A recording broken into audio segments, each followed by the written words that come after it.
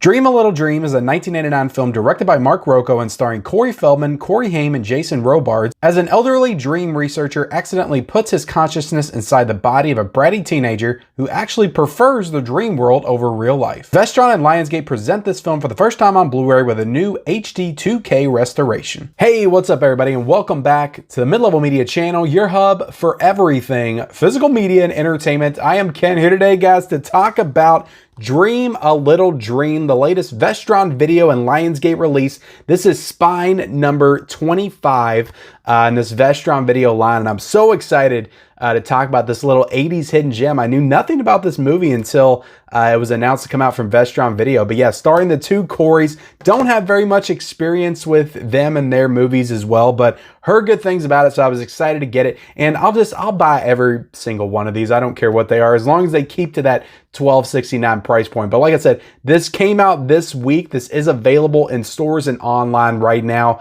to purchase. So I'm going to go through, I'm going to talk about the movie, guys. I'm going to talk about the audio visual quality. I'm going to talk about the special features, talk about the packaging, all that stuff. And then I'm going to give you my overall thoughts and maybe a recommendation on whether or not I think you guys should pick this one up. Yeah, before we get into talking about it, I want to ask, if you are not yet a subscriber to the Mid-Level Media channel, what are you waiting for? Hit that subscribe button. I do tons of physical media based content on this channel. I do Blu-ray and 4K reviews like this. I do unboxing videos. I do physical media reports every single Monday where I update you on all the latest happenings in the world of physical media. I do live streams with other collectors, collection updates, just tons of physical media content. If you like that kind of stuff, definitely consider hitting the subscribe button. Also, be sure to like this video and comment down below, guys, your thoughts on Dream a Little Dream. Did you see it in the theaters when it first came out? Did you grow up with this movie? Are you just now watching it, buying this VESTRON release like me? Are you going to purchase it based on whether or not I recommend it? Let me know in the comment section below. I'm also going to be leaving a link to purchase this title in the description, so check that out too. Let's get into talk about this actual movie, guys. And I do have some notes kind of, wrote down here sporadically on the movie. Overall though, guys, what I'm going to say about this film is I did enjoy it, but I do have some problems with it. And at the end of the day, I thought it was okay. I liked it. For what it was, kind of like a little 80s nostalgia fueled trip. I usually like these kind of 80s movies, but to be honest with everybody, it wasn't really what I thought it was going to be. I thought we were going into more of a straightforward, like coming of age story, like a high school comedy, romance kind of movie. And it's really more of like a coming of old age story, which is fine. It's just not exactly the movie that I felt like I was walking into. So, and also there's going to be, if you haven't seen this movie, I'll go ahead and warn you guys straight up when I'm talking about the movie. There's going to be some spoilers. I'm going to try not to spoil too much, but I am going to get into plot details of this movie because it kind of plays into just my overall thoughts on the film itself. So if you've never seen this movie at all and you don't want to know anything about it, I gave you my overall thoughts on the movie. You can go watch it and then you can come back and check out this review. But yeah, there's going to be, I'm not going to spoil, I'm not going to give away the ending or anything, but I am going to go into some plot points and kind of explain my thoughts on what was actually going on in this film. So the movie itself, like I said, I didn't really have that much experience with either of the Corey Haim and Corey Feldman. Corey Feldman I obviously know from Gremlins, Friday the 13th Part 4. I've seen Goonies. He's in that, right? Corey Feldman's in Goonies, right? Am I getting that wrong? But Lost Boys, like I've only seen once and it's been forever. I actually forgot they were both in that. I don't even know if I've seen that all the way through. I really need to get on watching The Lost Boys. And Corey Haim, I just saw a movie for him for the first time last year. I watched Silver Bullet, which I love Silver Bullet. I thought it was great. I watched it last October and Corey Haim was definitely great in it. I do want to dive into more of their filmography, together. Watch The Lost Boys, watch License to Drive. Heard tons of great things about that movie. But this is the first movie that I saw them together as a duo. So I will say they got great chemistry together. I definitely see the appeal. I get why everybody flocked to them in the 80s, why they were like the it thing, the it pair in the 80s, the Coreys. I get it. I understand. I get the appeal. I just don't necessarily have that nostalgia for them as a duo like some other people may. So I did enjoy them together. They definitely do have great chemistry. Even though this movie is really more or less Corey Feldman's film, like he's really front and center and the main focal point of the film. So it's not really an ensemble with those two together for the whole time. Like Corey Haim actually kind of disappears for a good chunk of this movie. Like, he's in the first half hour, and then he kind of goes off and then comes back at the very end. So Corey Haim's not really in it a lot, but in the first half an hour, and the first half hour, I probably would say I enjoyed more than some of the other parts of the film. Those parts with those two together, I think I enjoyed more. And then it goes into its other part that we'll get to here in a second. But Jason Robards, who I just saw for the first time this year in Once Upon a Time in the West, which is a Sergio Leone film. Thought he was fantastic. I actually had to look that up. Like, I didn't recognize they were the same actor when I was watching it, but I looked up his name afterwards. I'm like, oh, he was that guy. Once Upon a Time in the West. I love that movie, and he's great in it. He's interesting in this movie. And I would say more so than anything, it's really Corey Feldman and Jason Robards are kind of co-leads in this. And they're kind of playing the same character because they're doing the whole body swapping thing. His body's going into Corey Feldman, and they're kind of interacting in the dream world and all of that kind of stuff. So Jason Robards is also really kind of the front and center of this story. So it's really like those two acting as the co-leads. But Jason Robards, just that, has that classic actor aura and, way about him in this movie. And he's good in the movie. The story, guys, let's get into the story a little bit. Like I said, we're going to get into the story a little bit. The story's very weird and a little bit awkward for me while I'm watching it. So the girl, it's such a weird situation. So he's like a dream researcher or whatever. And then him and his wife are like, he gets his wife to come out and they're doing some kind of a dance or study or something in the yard. And Corey Feldman and Meredith Salinger, which plays the love interest, the teenage girl love interest in this movie, who Corey Feldman's character likes in the beginning, but doesn't want to get into trying to date her because she's dating his best friend. It's like one of those situations. So they're like running and they accidentally bump heads like right as they're like doing this little dream. I keep wanting to say seance. It's not like a seance, or it's nothing like supernatural or anything like that. I would say like a dream research exercise, I guess is what you would call it. But they're doing that in the yard, and then Corey Feldman and the girl run through the same yard and they bump heads, and then they kind of all exchange consciousness. And then they all go to this like dream world type place. So when they wake up, when Corey Feldman wakes up the next morning, it's the old man in his body. Jason Robards is in his body. But Corey Feldman like isn't in the old man's body or anything like that. It's not like Freaky Friday.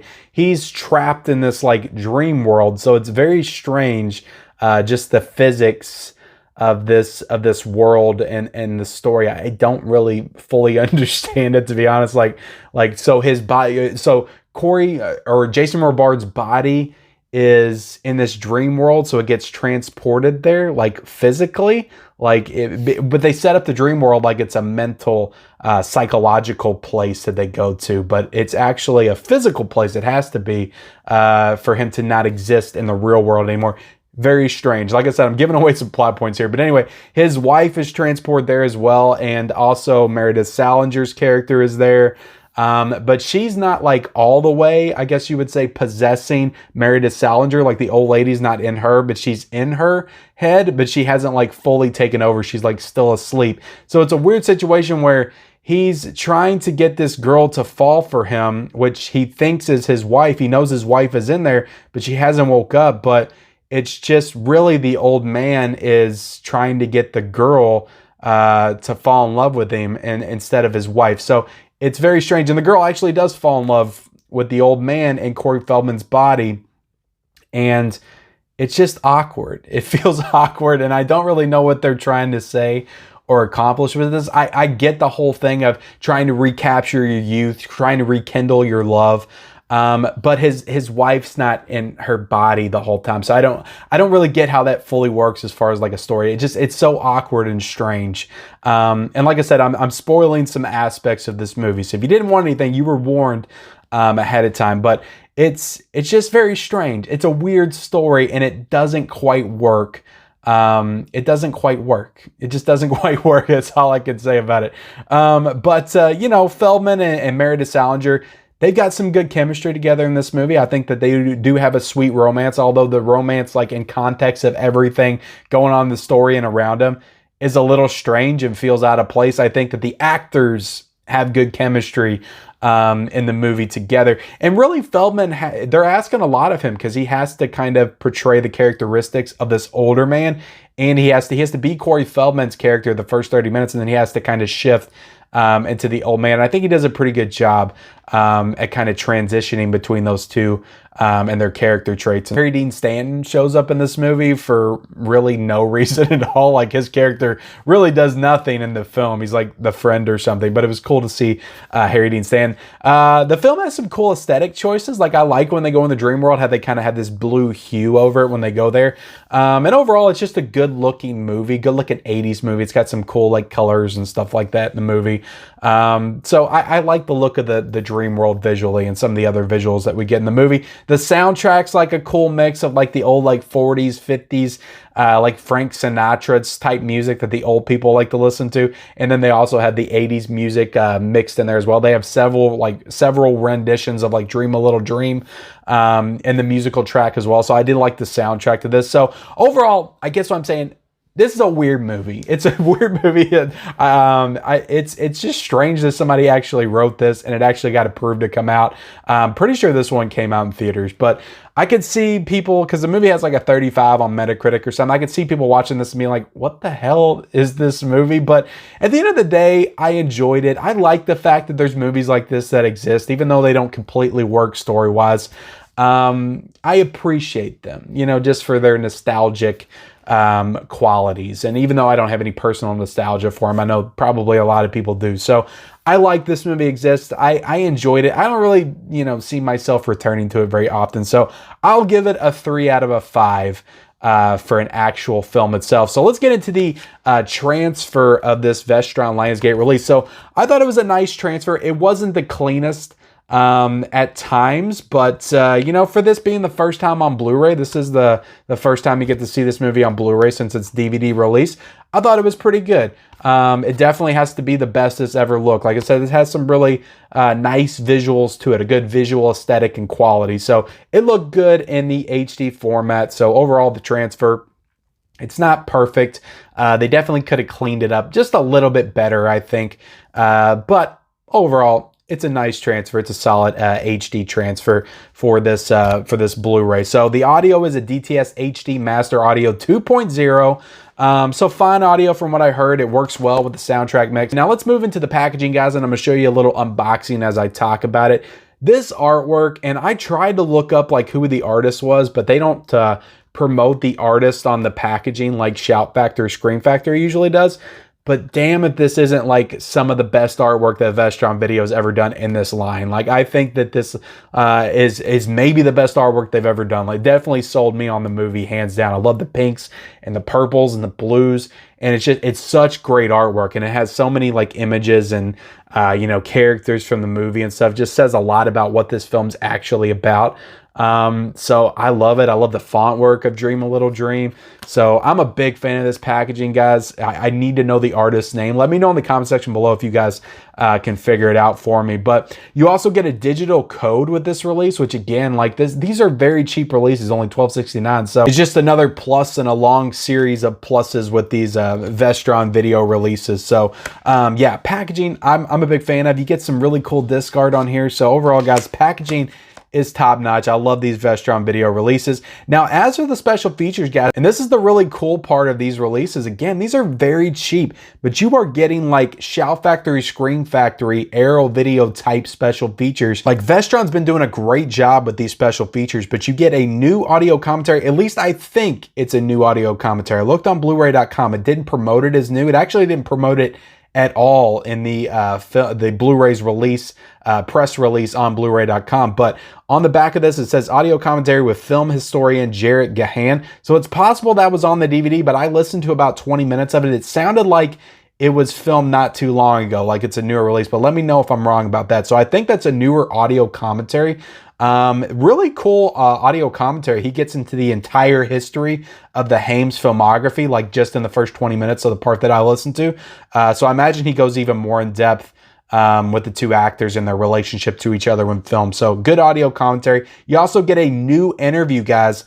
It's called Young at Heart, an interview with actor Corey Feldman. So you get a 30-minute long interview with present day Corey Feldman, talking about this movie, talking about the casting of Corey Haim, how he wasn't the first choice, how his other friend was the first choice, and how they got Corey to come in there because they seen them in other movies and they thought they would work better together, and how Corey Feldman's always been a little sore that his friend lost the job. Even though he was friends with Corey Haim as well, but you know, he was trying to look out for his other friend and get him a job, and he couldn't do it. Corey Haim came on the set and they were like, all right, you two are together in the movie because you two just go together. So that was a really great interview though. 30 minutes with Corey Feldman, like that's awesome. And you also get When Lightning Strikes, an interview with executive producer Lawrence Kasanoff, which is an awesome interview as well. This guy goes into the history of Vestron video, comparing it to like the home video boom of the 80s and 90s with the streaming services now. Like he really gets insightful with some of the you know, the media markets in the 80s and comparing them to now and stuff. So I really enjoyed that interview. So these are some great special features in this little cheap Vestron video release. That's what I'm talking about, guys. These things are so worth it. So yeah, you got the audio commentary, you got 2 interviews, you get theatrical trailer, TV spot, still gallery, which I imagine all that stuff was included on the DVD release. So overall, guys, look, I didn't love the movie. I thought the movie was just okay, but overall, like as a complete package, I got to give this like a 4 out of a 5, especially considering the fact that it's $12.69 right now. You can buy this in stores and Amazon.com. So considering like the price point and the value and what you get in this in terms of special feature, packaging, top notch, transfer, like I said, wasn't the best either. The movie's not the best, but overall, guys, as a whole, I got to give this a 4 out of a 5. This was like 20 bucks or something, 25. I might give it like a 3 out of a 5 because maybe it's not worth that, but $12.69, guys, totally worth it. Again, I'm going to be leaving the link down below in the description. So there you have it, guys. That is my review of Dream a Little Dream, a film from 1989 starring Corey Feldman and Corey Haim. Let me know what you think of the movie in the comment section below. Also, be sure to like this video, subscribe to my channel if you haven't already, and turn on those bell notifications. Follow me on all my social media accounts. Those links are in the description, and we'll see you next time.